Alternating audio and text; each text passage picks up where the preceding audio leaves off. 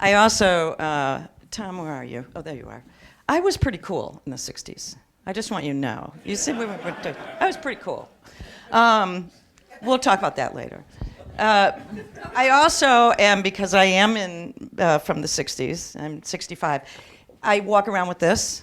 So if I'm looking at this, it is primarily because I don't memorize. And I don't know about most of you, but I'm not a good person to memorize. So if I do this, it's not because I'm not smart, and it's not because I want to not look at you, although that may occur. It is that I don't memorize. Okay? You good with that? All right.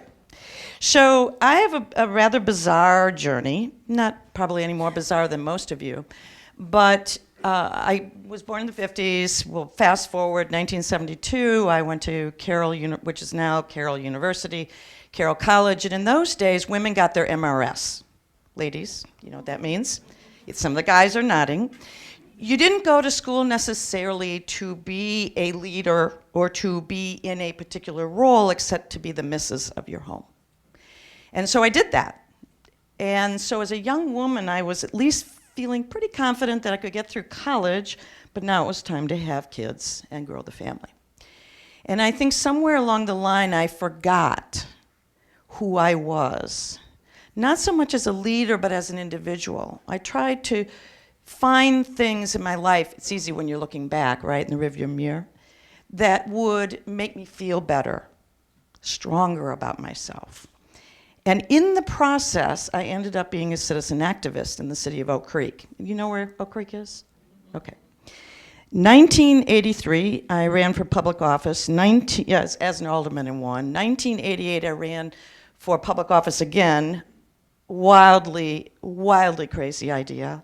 And became the mayor of Oak Creek, the first female mayor in Milwaukee County. Can you imagine?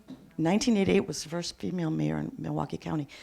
And at 37, man, I was cool. Or at least I thought I was cool. And the reality was that while I was trying to be a servant leader in the definition, what I was really doing was trying to take care of myself to make myself feel good. What happens is that when you start feeling good about yourself, because something that you're doing is important, you want more. Because you want to fill a hole that oftentimes, if we aren't confident as individuals, we want to fill that hole. If I'm doing something that is cool, and I'm feeling good about myself, and people are listening to me, people are taking me seriously, then likely I'm going to want to do a lot more of that. So I did more. I not only ran again, but I became the first female commission chair of the Milwaukee Metropolitan Sewerage District. Do you know how Milorganite is made? Why does a person really want a job like that? But the reality was, it was heady. You wonder why public officials go to the place they often go. Some great servant leaders, some not so great folks who are thinking they're servant leaders. They go there oftentimes, as I did, because they're trying to fill a hole within themselves. So they want your approval. They want to feel important, and I was that person. And eventually, what happens to you, if you continue to try and fill that through other people, you burn out. So I burned out. And as a result of burning out, I had to come face to face with my own reality. And my own reality was I wasn't doing in the language that you've so eloquently shared today. I wasn't being a servant leader because I wasn't serving myself. Think about that.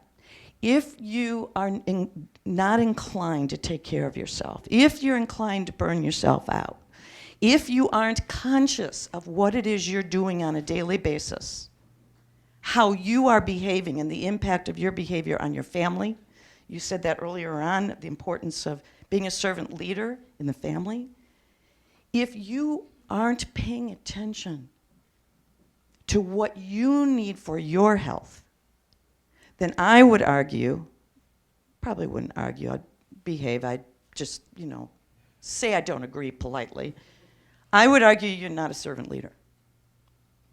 Because in order to be a servant leader, the first thing that is required, I believe, of us is to be able to know at a very conscious, intentional level what we are doing moment by moment.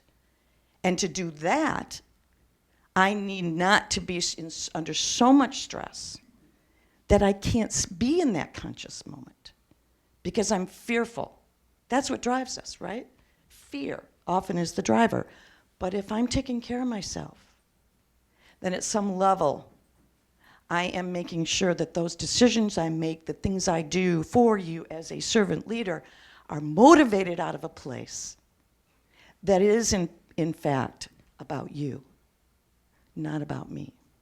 You're not trying to fill my hole so I feel better about myself. I'm trying to make myself available to you because I'm healthy and my soul or my heart is already full. So back to life as it used to be. When I got back out of that space, and I was so blessed because I happened to trip and fall into this role that I'm in right now through an MBA program at UWM.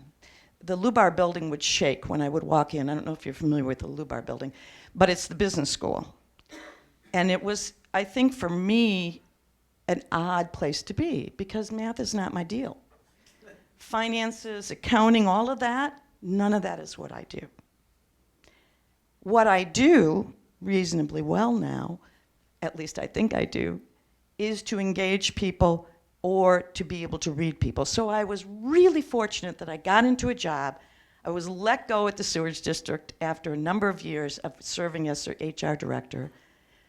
Greatest gift in the world. By the way, I lost my first election as mayor by 700, if you're a betting person, this will mean something, 777 votes. And I swear to you, the best thing that ever happened to me was to lose that election. So when you're thinking that this is a horrible thing that's happening to you, part of being a really solid servant leader may very well be to look at that, hold it up in front of you and say, oh, maybe this is the opportunity I really needed to check in. Maybe this is the opportunity to do something, to learn something that then makes me a better person. And then as a better person, I can then serve the people around me. So I lost that election, I went on and eventually ended up at Marquette. And I gotta tell you, you are spot on. When it comes to the youth in this community, and that at 65, that's everybody under the age of 60. So if you're under the age of 60, you're okay. There is a desire to do it differently and to be innovative about that. And what I discovered was that what I hadn't filled in my own heart, that if I could fill it and be present for these young people, remember everybody under the age of 60, then they could unleash their open spaces and push on me so that then I could push back and say, no, it's in there. It's in there. Look inside. You'll see, if you look inside, these extraordinary gifts in you. And to really travel that journey with them. And it's painful, because every time you do it for yourself. So with all of that, I want to finish up here. I did not as artfully answer the questions that were posed. I tend to be a bit of a rebel in that respect. But I want... Did you? Oh, well, I didn't. In the end, this is one of the things that I really, really enjoyed about reading some of the information that was sent to me is this quote, which I think, because I'm talking about servant leadership, what you do first. And what I'm saying is first, is that you go here first before you go out here. And the one I really like a lot, that Robert Greenleaf, we used his book when I was teaching at UWM in their MBA program. Awareness is not a giver of solace. It is a disturber and an awakener. Awareness is not a giver of solace. Boy, we run away from that awareness at all costs many times in our lives, and I can speak from experience. It's a disturber and an awakener. It is not nice to be uncomfortable. But discomfort is where truth lies. And if you're willing to take on the truth for yourself first, then when you present yourself as a servant leader to everyone else, you'll be modeling the kind of genuineness, the kind of caring, the kind of love that you want others to emulate. Thank you. Excellent. Come on up.